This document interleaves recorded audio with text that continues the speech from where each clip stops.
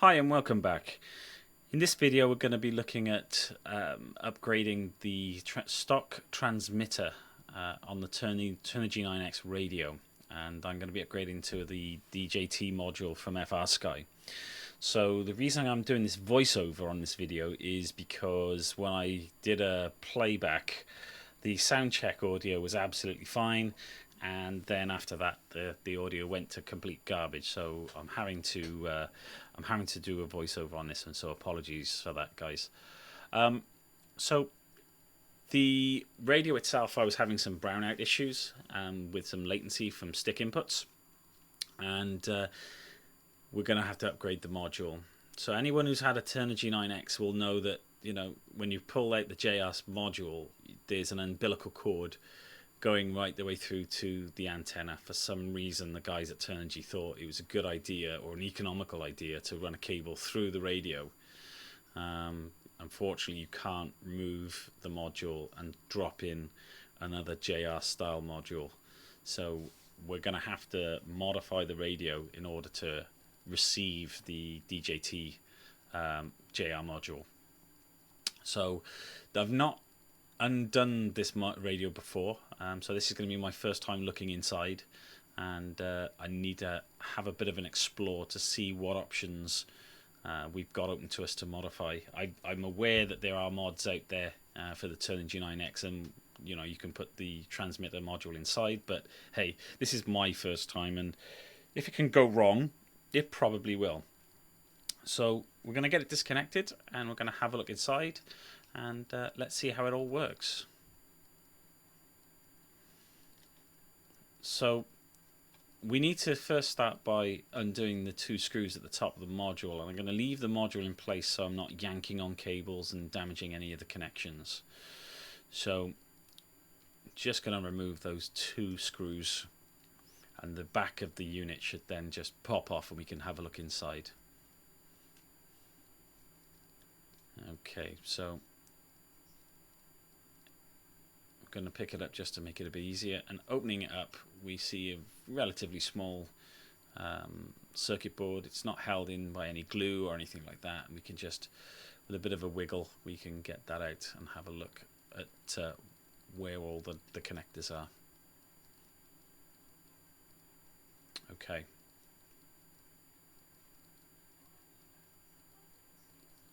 So it's a simple connection. It's a solder joint with a coax, and we'll get the magnifying glass in here in a minute and have a look. So what we're saying here is that we can disconnect the wire and feed it through the case, and that should be relatively easy. It's looking quite an easy job to actually desolder that.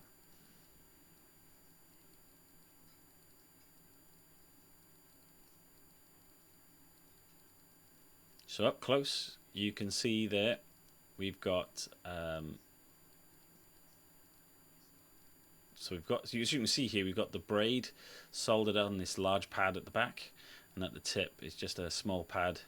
Now if we heat both of these pads up at the same time, we should be able to desolder this in one go and not have the iron lingering around.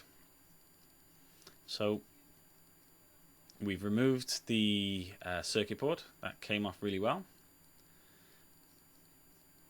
And as you can see, there's no solder bridging, so that's quite a nice, neat job, certainly by my standards. So we'll take the old case for the JR module and just slide that off.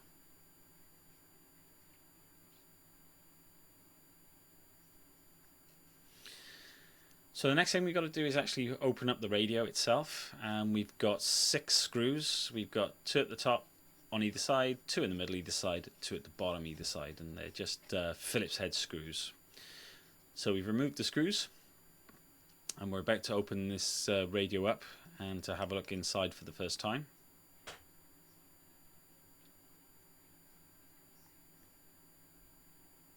So when you're opening the case, be careful. There's an umbilical wire connecting the circuit board from the back of the board to the front of the board.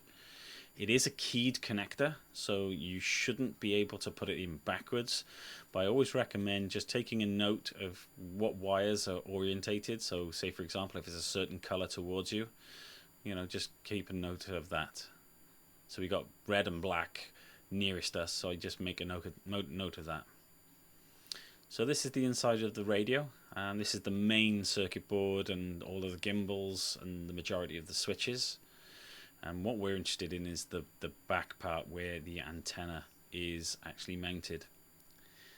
So it's a simple case of pulling the antenna wire through and then removing the antenna by unscrewing it. It's just screwed on, and it should allow us just to pull that through and unthread it.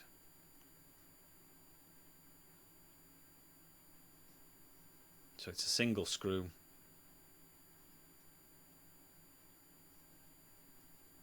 And once undone, we can just pull that out nice and steadily. So I'm putting the screw to one side because I will be using that later on in the mod.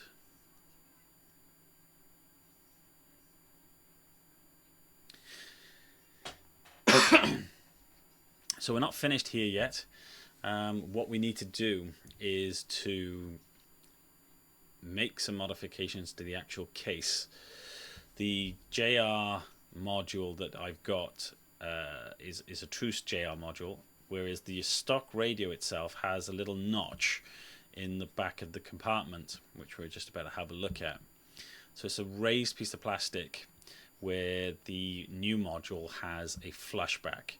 So when you put the new module in place, you're not going to be able to sit flush. You can see the original case had a cutout, but the FR Sky one it's either much smaller or non-existent. So you can see there that it's not going to drop. It's not going to drop down into the bay.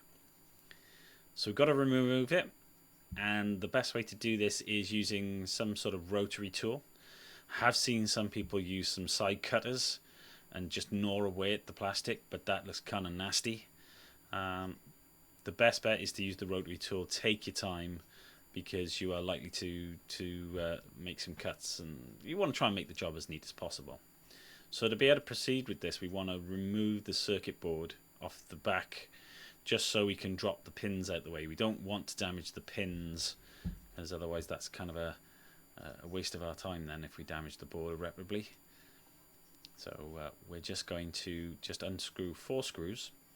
Now, when I was initially taking this off, I could see the connectors on this board and thought that these again were keyed connectors. They're for the switches or potentiometers on the rear of the case. But unfortunately, they're actually soldered, and I'm just having a look here and trying to remove them, and suddenly realizing that actually they're soldered in.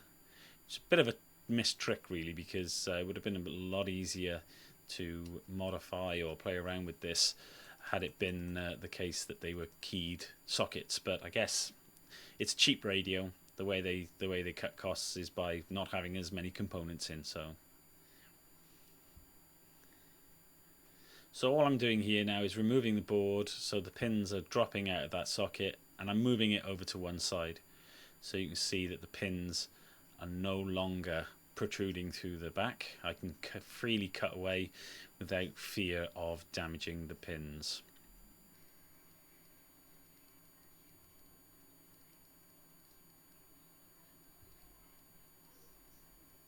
So we're cutting out the piece of plastic and taking it nice and easy, nice and steady.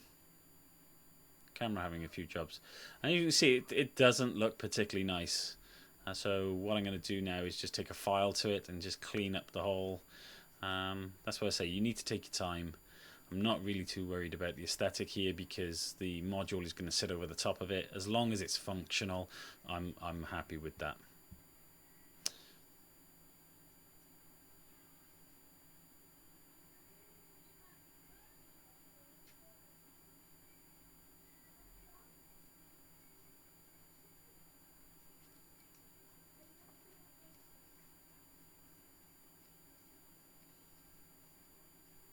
Okay, so we've reassembled the rear of the radio, And it's just, again, just putting the 4 screws back into place. And I've cleaned up the hole as best as I could with the tools that I have to hand. So it's a case just to quickly test fit the old module. If there's any problems with it, at least we're scuffing up the old module, not the new one. Yeah. So we just drop in the new module and it fits perfectly. So really happy with the result there. And I guess from here it's just a reassembly of the module. That's all of the cutting done. It's now a case of just putting things back together. So the radio's back together here, and that's the main part of the modification done. So the next thing that we need to do is to modify the original transmitter module to accept the old antenna, and kind of replicate what we've got going on with the DJT module. So I was able to find on Thingiverse a set of models which help make this modification a lot easier. And the first part we're looking at is the antenna holder. So this has been specifically designed to hold the antenna. It's got a screw hole, which if you recall, we said we were putting the screw that held the antenna in place to one side, and we're going to use that to reattach the antenna to the back of this module. So we'll place it in the back of the module, and we'll use a bit of hot glue just to hold it in place, and we should then keep the stock transmitter. We can still use it with the stock receiver, which I intend to do another project with some planes. My boys want to do some planes, some foamy, some scratch builds, so it'd be a good idea to keep that transmitter and receiver combo for that purpose, and at least then I'm not spending out more money and just repurposing stuff that I've already got, just with a little bit of care. So I've actually 3D printed my own hand drill here, so we're going to punch a hole through the back of the module. We've had a look to see where the circuit board sits, and we know that we're clear. And just using this 3D printed hand drill, which helps speed things up a little bit, helps clean up holes on 3D printed models, and without don't have to break out my hand drill, my cordless drill, or my drill press to do that work. It's really quite handy. So we'll get the hole through, and we will just clean that up to make it look nice and neat. Not that anyone's going to see this because the 3D printed antenna holder is actually going to sit here, but I like to try and do the best job I can. And then we shall start to complete the assembly.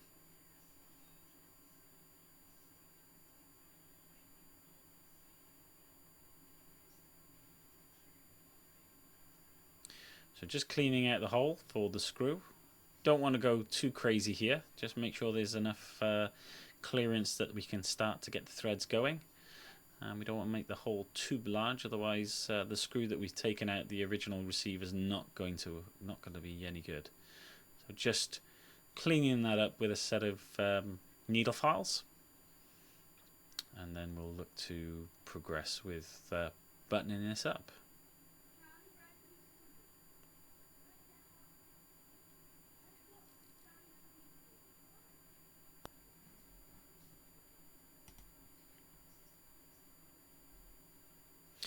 So as you mentioned before, we were keeping the screw for the antenna for a purpose, and this is where we're using it. We're just reattaching the antenna to this 3D printed part. So I'm just going to get the threads started here. Just cut the threads, and then once we've got the threads cut, we'll back the screw off, and then we should be good to go.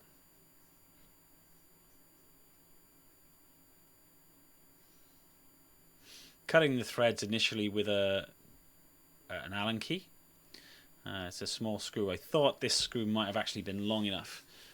It's one of the ones that is left over from my quadcopter motor build, and it's a little bit too short, so we actually backed these threads off, and we used the original screw that came in the transmitter.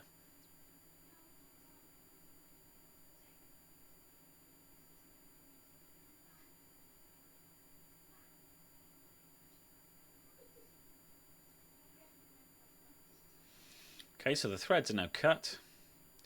It should just work its way in.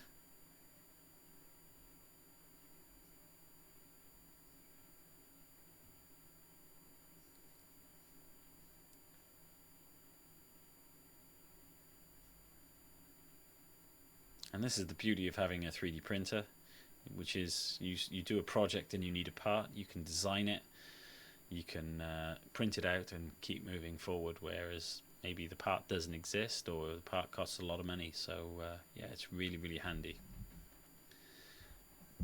So we're going to thread the antenna wire through, and we're going to align the antenna up with the locating screw hole, and then we're going to tighten it up.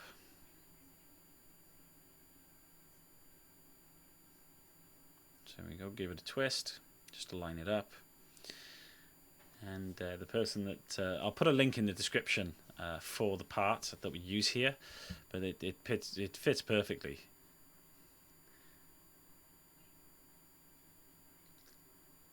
There we go, nice and easy.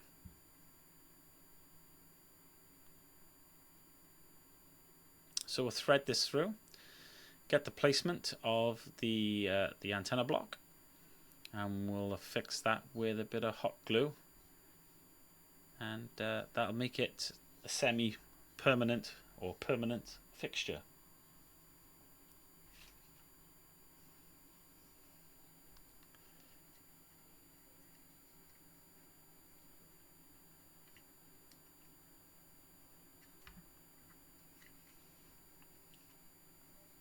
So put a dab of hot glue on both sides of the antenna. We're going to pull the cable through and affix it to the back plate.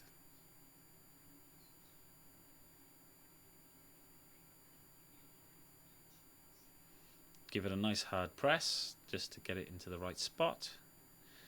And the cool thing about hot glue is it sets up really quick. Super glue sometimes can take a little while, but hot glue, you know, it goes cold reasonably quickly and sets up. Just be careful not to get that hot glue on your fingers, because it will burn you. So all we need to do now is to finish the actual construction elements, is to put a bit of solder onto the antenna wire, tin it up, clean it up, and reattach it. So here we've got the unit reattached to the antenna, and it's time for us to finish up the job with so we neatly put the cable in and then reattach with the original 2 screws.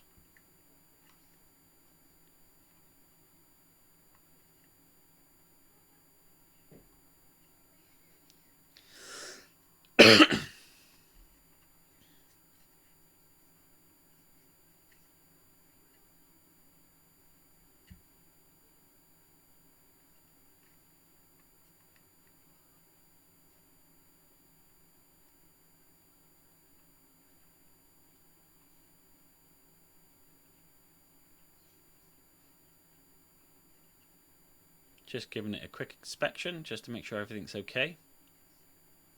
You can actually see there is actually a bit of a gap. So we're all done here. I've put some additional glue around the perimeter of the antenna module just to make sure that it's fixed securely.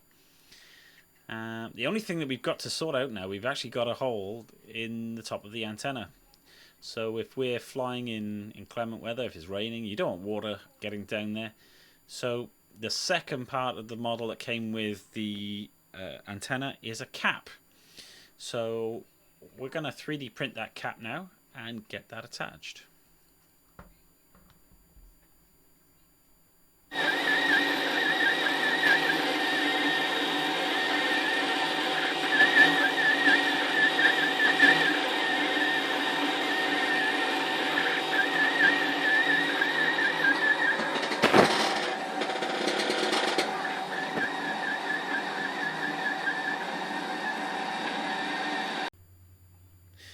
So this is the final result. I've stuck it on with some hot glue, as we did with the transmitter antenna module, and that's pretty much it. All in all, the modification was successful, and we're all ready to go. I'm really pleased with the results. So if you like the video, please like. If you didn't, press dislike. And if these videos are something you'd like to see more of, please subscribe. And I look forward to reading your comments. See you next time.